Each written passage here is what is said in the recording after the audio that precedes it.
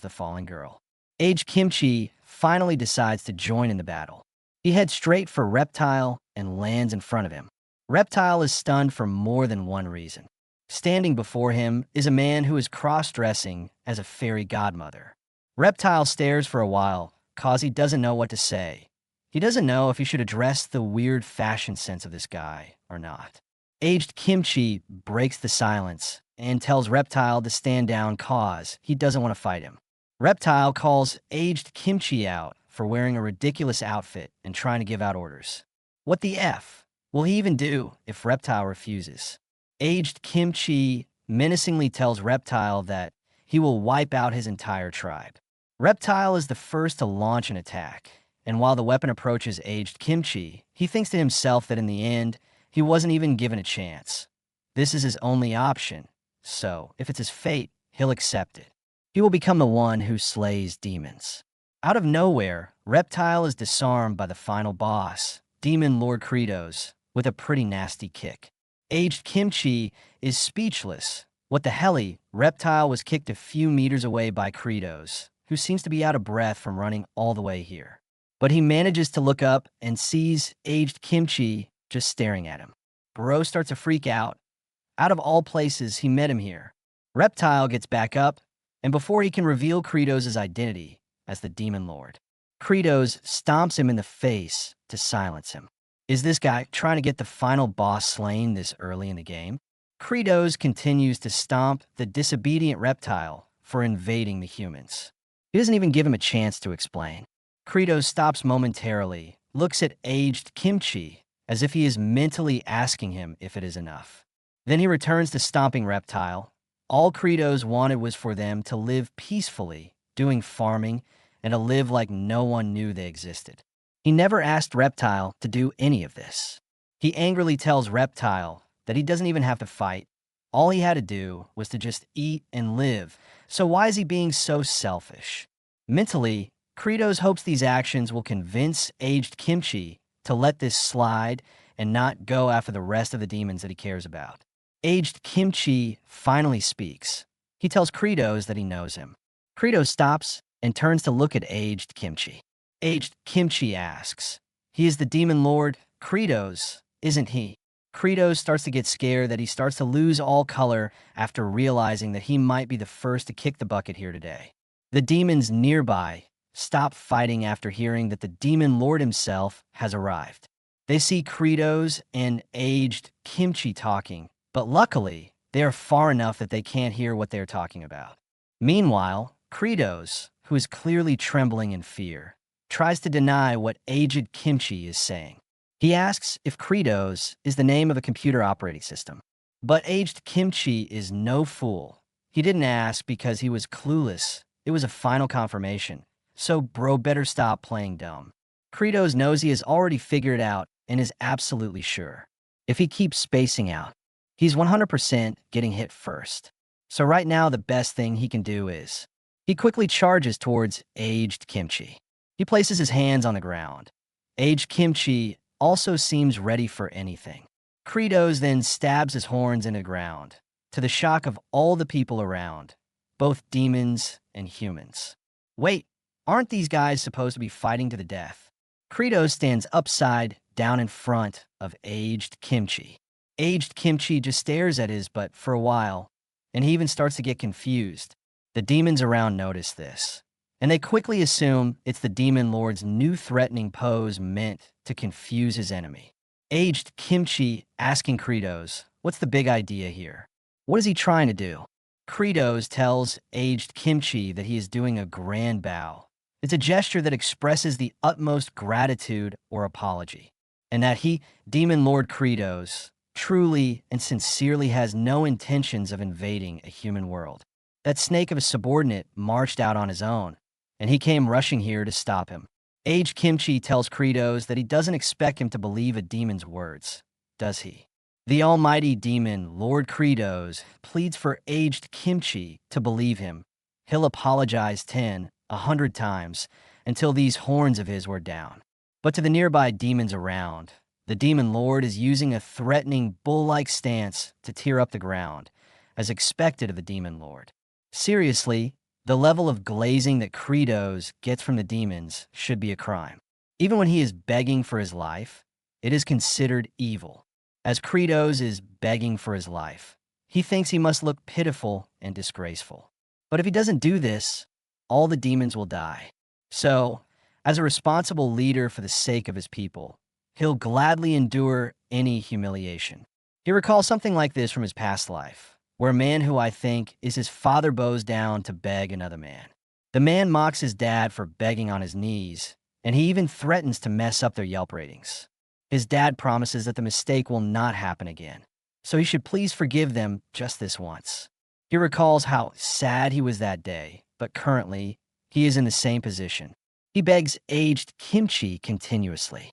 Aged Kimchi thinks it's useless for Demon Lord Kratos. He exists to kill him. He raises his magic wand, as if he wants to grant a wish. He plans to unalive Kratos right now, and then the rest of the demons will follow. Aged Kimchi, you ruthless son of... I wouldn't say the word because I'm trying to be clean on YouTube. Kratos continues to beg, though, and aged Kimchi notices something strange about the way he begs. He bangs his head on the ground exactly 10 times each time. Then he rests for a second, and then another 10 times. This rhythm feels oddly familiar, 10 times, 10 times. Then it finally hits him like Trunken. Kratos' pattern feels like the player who controlled him for 19 times to play the game. It feels like the summon of duty. It was always 10 times, even when searching the land of demons. The player always searched in sets of 10. Even before jumping into a trap, he would always count 10 times without fail. And even when aimlessly picking at dirt with no meaning, 10 times each time. Even before he watched another video, he would also share Manhwa talks videos 10 times.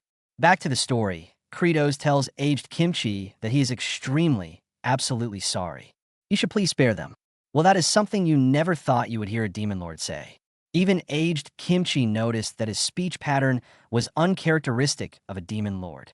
He wonders why the player, also known as the Summon of Duty, has come before him in the form of the demon lord. Well, it's a long story. He refused to be you, so now he is this. Aged Kimchi tells Kratos to stop begging and just go away, cause he is this close to killing him. Kratos gets excited, picks up Reptile, and thanks aged Kimchi for this. He will never have forget this grace for the rest of his life. He shouts for the 4-star army to retreat. He quickly tries to dash away from here. The demons are confused, cause the retreat order came out of nowhere. Some wonder what happened, but others explain that if it's the demon lord, they'll just do it. The demons start retreating. And just when aged Kimchi turns his back on them, Reptile realizes that this is the perfect opportunity to pull off a sneak attack. He calls aged Kimchi a worthless vermin, jumps down from Kratos' shoulder, and charges at aged Kimchi to try and unalive him. Kratos yells for Reptile to stop, but he is already too late. In one swift move, aged Kimchi unalived Reptile. Honestly, how did he butcher a perfect sneak attack like that? This is why you don't yell before you attack someone. Kratos and the other demons are stunned. He looks at Reptile's dismantled body plaster on the wall. He turns to look at aged Kimchi while sweating a ton like he knows he is so screwed. Kratos starts to panic again, but aged Kimchi tells him that he understands that this was not Kratos' will, but Reptile's own decision. Honestly, Kratos is surprised, but a win is a win. Aged Kimchi turns to walk away like the badass he is, and tells Kratos that if he ever shows that horn of his in the human world again, he had better believe that he will unalive him. Kratos is left completely speechless. It wouldn't be a surprise if he wet himself at this moment. After the demons left Fort Magrat, the citizens came out of hiding, and Lord Rivage and Dial asked aged Kimchi what had happened to him. They were worried when he suddenly disappeared. Turns out, Bro was so fast that they didn't see him take out the demon to save the little girl. Aged Kimchi explains that there was a fight, so he went to fight. Lord Rivage is surprised that aged Kimchi fought against those terrifying demons. Commander Wokos walks up to aged Kimchi and bows to him. They saw how he struck down the demons in one move and made the others kneel. He asks that aged Kimchi forgive his discourtesy earlier. Lord Rivage is surprised again. He knew aged Kimchi was strong, but this was unexpected. Commander Wokos shouts aged Kimchi's praises, and the rest of the guards join in. Aged Kimchi is kinda relieved. This is his 20th life. Finally, He has escaped the cycle of repeated slaughter. He smiles and thinks. In this life, he chooses the path of sparing others. I am sorry, correct me if I'm wrong, but didn't he slay 2 demons? While facing the guards, his strange outfit shows, and the guards are left speechless. I'm guessing they're all trying to process what they are seeing. Sometime later, in the abandoned lands, 4-star region, Stormy Wasteland, Demon Lord Credos is exhausted, but he is glad they finally arrived. Dragging along a huge group takes forever. He shouts at the demons to go back to the castle or home or whatever and stay put. If they invade the human realm one more time, he'll unalive them all. The demons try to explain that they only did it because Reptile gave them the order to. Credos doesn't want to hear any excuses. They should go home now. He decides to head back to the Demon Lord's castle. He is following the game's direction path, so there's no place to use glitches or shortcuts, and it's taking even longer. He needs to hurry and oversee the huge potato crops. He notices an abandoned well and thinks that if only that thing still worked, travel wouldn't be such a pain. It's the system that handles power-ups and warps. He checked a bunch of them just in case, but not one worked. He leans on the well and hopes he could warp, but it doesn't work because he's not a paladin. Suddenly, the well starts to glow, and the system informs him that, due to his encounter with a paladin, a new game system has been unlocked, and warp via abandoned wells is unlocked. It seems meeting aged Kimchi and almost wetting himself worked in his favor. The abandoned well starts to suck Credos into it and starts the warping process. The system informs him that all the wells he visited since he came to this world have now been activated. So where would he like to go? He wonders if the underground well of the Demon Lord's castle is still intact, and the system confirms his thoughts. So he decides to go there. The system begins to warp him to the underground of the Demon Lord's castle. At the destroyed Demon Lord's castle, Azurat and Flute are searching through the rubble for some functional farming tools. Suddenly, something starts to glow in the rubble in front of Flute to her amazement. But Demon Lord Credos pops out of the ground with one of his scary faces that will surely give the little girl nightmares for years to come. Credos' appearance was so terrifying that the little girl lost consciousness and fainted on the spot. Azurat gets alarmed by this, but Credos is not done yet. Oh no, they don't call him a ruthless Demon Lord for nothing. He begins to puke rainbow on the unconscious little girl. But luckily, Azurat is there to save his only friend from this traumatizing experience. This little girl would have been scarred for life. Shout out to Azurat. The ruthless Demon Lord Credos is not concerned at all by what he has done. He feels like his stomach is turning inside out, and he wonders why he couldn't just transport gently like in the game. Flute runs over to check on the fallen Azurat. Credos thinks that being able to come this far with just one bout of puking is a bargain. But now, it's time to get started with the mass production of huge potatoes. In the background, Flute seems to be mourning Azurat. Later, in the barn, Credos tells Zeph that no matter how many times he sees it, it's just incredible. Zeph reports that the fog cleansing by Hartok has been completed. Credos silently stares at the huge potatoes for a while. He picks one up and feels something is out of place. After looking at it a while longer, he finally notices that it is missing something. As he searches the rest, he finds out that not even one has it. Zeph asks if the potatoes have a problem. Credos explains that these huge potatoes don't have sprouts. So no sprouts means they won't grow. Yes, Credos is frustrated that these potatoes are sterile. Back at the temporary Demon Lord castle, Credos explains to the 4 generals that even if they plant these huge potatoes, nothing will even sprout from them. Hartok understands that since these potatoes have been genetically altered in an unnatural way, they have lost their reproductive capabilities and become mutants. Bal asks if this means the potatoes can't be eaten. Sergi corrects him. She explains to him that they are saying they can't plant them once they've eaten everything they have now. It's over. Credos tells them that they were never going to rely on potatoes forever anyway. Potatoes are vulnerable to diseases, and once they are infected, the whole crop is ruined. They were always going to have to plant something else eventually. Azurat asks, what else even exists in this land besides potatoes? Credos tells him, nothing, but he knows a place with a ton of seeds to plant. A land overflowing with crops. The land of humans. The generals are shocked. Credos said this. Bal tells him that it's war all over again. But once again, Sergi shuts him up, cause no one hates war more than the Demon Lord. Credos commands Zeph to begin constructing a giant Chuno immediately. He should stay here and assist with Hartok's farmer corps and help him manage them. Sergei, Ball, Azurat, and Kratos himself will go to the land of humans, sell Chuno, and use the money to buy seeds.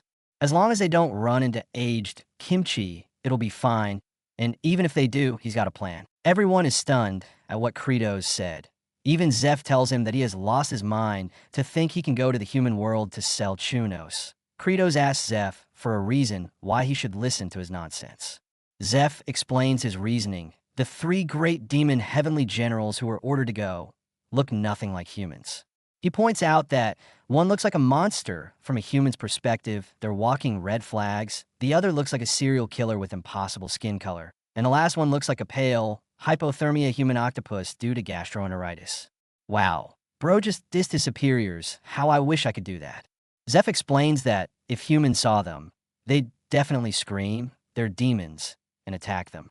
Before Zeph even realizes anything, he is already about to be killed by his superiors, Azurat and Sergei. Zeph pleads with them that he was just speaking facts. They shouldn't do anything rash, and just think about this rationally. But Azurat tells him that they're already being rational, which means they could also rationally unalive him right here. Ball screams out that Zeph is right about one thing. All the rest look weird, only he looks normal. Bro, seriously, you look like you are from the One Piece anime. Azurat quickly shut him down, telling him that he looked the most demon-like out of all of them here. Hartok explains that he didn't expect their self-awareness to be this bad. Before a gentleman like himself, they're all the same. Azurat seems pissed that this corpse-like old zombie dares to call himself a gentleman. Sergei also joins the body-shaming discussion. She laughs at them and says they all look like steamed fish. Azurat calls her Gastro Girl and tells her shut it. And Hartok tells her that she calls the least human. She's a hypothermic octopus woman. The three heavenly demon generals start a cat fight right in front of the demon lord Kratos over their looks and appearances. Meanwhile, the demon lord just blankly stares at these drama queens and thinks to himself that all four demon generals have got fragile egos and image issues. Sometimes, he feels sorry for them. He finally tells them to stop fighting. He decides to lighten the mood with a joke. Kratos smiles warmly and tells the generals not to fight over this. After all, none of them have looks they can parade around anyway. But his words backfired instantly, and now they're all feeling down in the dumps. Bro really thought he cooked with that one. But see how they're now quiet. He guesses it worked, so that's good enough. Kratos asks Zeph if he brought what he asked for from the hidden path at Saruthal's castle. Zeph responds yes. The items from the secret shortcut are here. Zeph presents some blue worm-like creatures to the four heavenly demon generals. Sergei asks what these creatures are, and Kratos excitedly explains that this is an elixir of metamorphosis. If they eat one of these, they will take on the form of a different creature that's not a demon. With this, they'll transform and head into the human lands. For a moment, Sergei and Azurat are both stunned to hear this, before Sergei freaks out that Kratos wants them to eat this. Kratos tells her that, does she think he brought this to use as skin lotion? Ball, Kratos' most loyal general, quickly grabs one of the elixirs since he is not picky with what he eats. To the shock of Sergei, Ball eats one of the elixirs, and the other four generals are a bit freaked out by his action. Ball suddenly shouts, "It tastes awful." Well, of course it does. Was he expecting it to taste like a gummy bear? Even one of the other generals asked if he ate it because he thought it would taste good. Baal's body starts to glow and emit light so bright that the rest of the demons cover their eyes. Meanwhile, Kratos looks on in anticipation. The results of the transformation are determined based on the personality of the drinker, so he hopes nobody ends up looking too feral. After the transformation is done, there seems to be a slim figure in the smoke, and as the smoke begins to clear up, Ball notices that he has changed. After the smoke is gone, OMG, Ball looks amazing. He looks like the kind of guy you wouldn't let be anywhere near your girlfriend, or else, she ain't yours no more.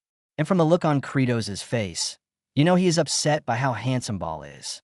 He remembers the notes on the details of the elixir of metamorphosis description, which states that the resulting appearance may reflect one's innermost desires.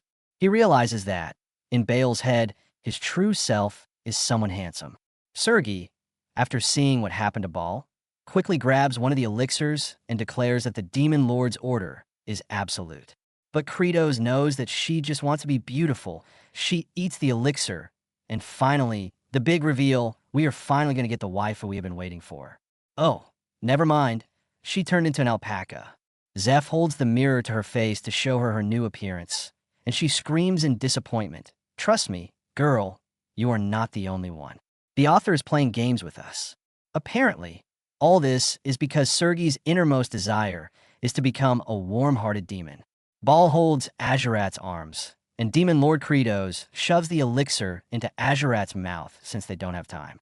Azurat also fails to turn into a human, and instead, he turns into a pelican. He also seems furious about this outcome. His innermost desire was for freedom after a long life as a human lightning rod. Oh, so this is 100% Kratos' fault. Speak of the demon, Kratos eats his elixir, and he just looks the same, but without his horns, he does look pale though. What a shame. I was hoping he would turn Aloyd Frontera. He seems okay with his transformation, especially since he didn't turn into an animal like these two over here. He declares that they will just say he looks like someone with liver problems if people see him, and he called for the Seed Expedition team to move out. Sometime later, Kratos, Ball, Sergei, and Azurat are heading towards the human territory. Kratos gets a notification from the system, which says that, whilst using the elixir of metamorphosis, he can't receive happy point-related benefits. He clicks his tongue at the many restrictions the system is giving him. He remembers that, even in the game, using skills or taking damage would revert the user to his original form. So they'll have to be careful. They jump into the abandoned well to quickly move near the human territory. Luckily for them, they can teleport as a group as long as they hold hands. The only problem with the teleport is the puking of Rainbow. Finally, they manage to reach Fort Magrat. Kratos thinks that the scariest thing for them is running into aged Kimchi. The fact that he was spotted in Fort Magrat means he's heading deeper into human territory. Since it's been a while, Kratos thinks aged Kimchi has likely already reached his destination and isn't there anymore. Okay, bro definitely just jinxed himself. But he also thinks even if aged Kimchi is still at Fort Magrat, he wouldn't recognize him. I'm sorry, but don't you look the same as your demon form, but without horns? Honestly, Kratos himself is sweating a ton and is hoping his worst fears don't come true. Aged Kimchi warned him that if he saw him in the human territory again, he would kill him. But right now, there's no option other than securing seeds as fast as possible, so bro has no choice. As the group approaches the wall, the horns are blown, and the guards are alerted about the suspicious group approaching the wall. Some of the guards wonder if it's more demons, and others dispute. This group looks really sick, though. Commander Wokos comes out to meet the group, and both parties stare at each other for a while, before Commander Wokos tells them that they must have come from the village of exiles. They must turn back because they have no right to pass through this gate. This comes as no surprise to Sergei and Azurat, who knew their plan to get inside was never going to be easy. In fact, Kratos anticipated this. There was a demon invasion recently, so of course, they're denying passage to everyone. But for a veteran player like himself, who has read the log of the game's storyline and fully memorized the game settings, he should be able to handle this. After silently staring at each other again, Kratos finally speaks, and like the scumbag he is, he rubs his hands together and lies with a smile on his face that a lowly exile like himself has brought genuine treasures from the demon territory. Commander Wokos is surprised when he says the demon territory, and just like that, Kratos knows he took the bait. Kratos is aware that the human king really wanted to know what was in the demon lands. He knows the king even sent special envoys to explore the lands. And with this information, the guards have no choice but to let them through. Commander Wokos asks if the genuine treasure is what is behind Kratos, and Kratos agrees, and also praises the commander for having sharp eyes.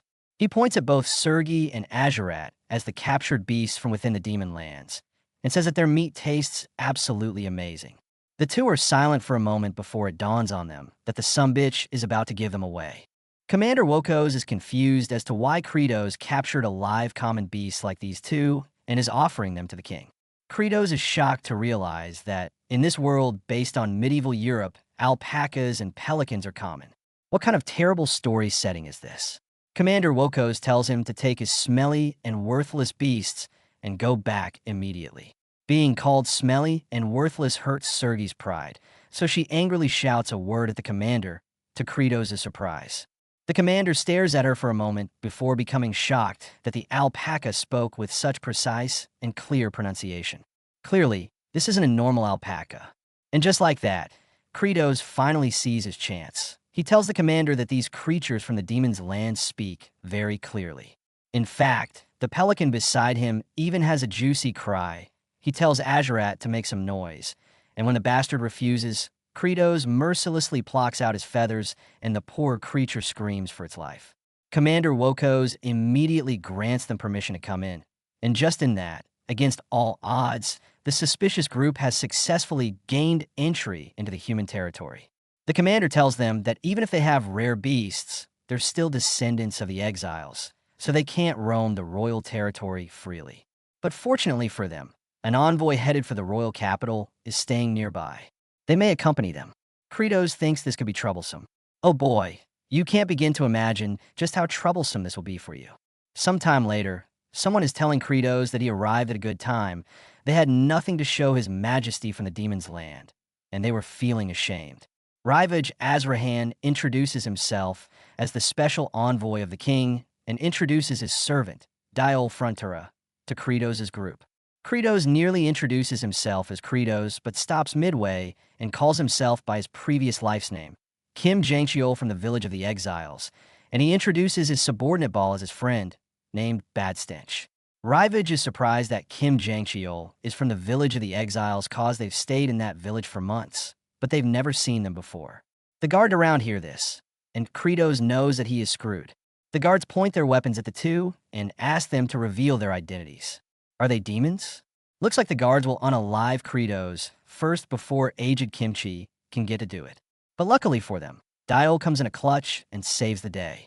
He comes up with an excuse about his young master Rivage's face blindness acting up again. He lies that if his young master looks closely, he will see that Kratos is the person from his second house on the left back in the village of the exiles. Both Kratos and Rivage are confused for a moment. Diol whispers to Rivage that they will just take them along since they can get to present a gift to the king if they do. Rivage is concerned about them being real demons, but Diol says never. So Rivage plays along and pretends to know them. But because they never spoke to each other, he had forgotten. Kratos thinks to himself that the potato-face guy can be easily swayed, so they can use him. And the potato-face guy, Diol, also thinks that the sickly one looks weak, so they'll get what they need and dump them later. Looks like the Lloyd Frontera personalities are plotting against each other. This will be interesting. Rivage, who didn't want to be caught lying, asked for them to skip the chatter and depart at once. Their other party member is waiting outside. And to no one's surprise, the other party member is none other than aged Kimchi. Well, the final boss is finally going to unalived. Rivage introduces aged Kimchi and explains that he volunteered to escort them. But Kratos knows very well who he is, and from the look on his face, I think he might have shit or peed himself already. Aged Kimchi also keeps staring at Kratos like he already knows who he is. Kratos, who is shivering in fear, trying to introduce himself to aged Kimchi as Kim Jangcheol. But in his mind, he's in panic mode. He wonders what the hell is going on. Are they going to die? They're dead. Aged Kimchi then tells Kim Jangcheol that he doesn't look well, so he should please take care of his health. But Kim Jangcheol just keeps staring at him like he has seen a ghost or something. Rivage tells the group that the capital is far away, so they should hurry up and leave. Kim Jangcheol is surprised that aged Kimchi didn't skin him alive and thinks he probably didn't recognize him. Maybe the elixir of metamorphosis really works. But from the look on aged Kimchi's face, he definitely knows who Kim Jangcheol really is. Bro looks like the demon lord without horns, so of course, he would recognize him.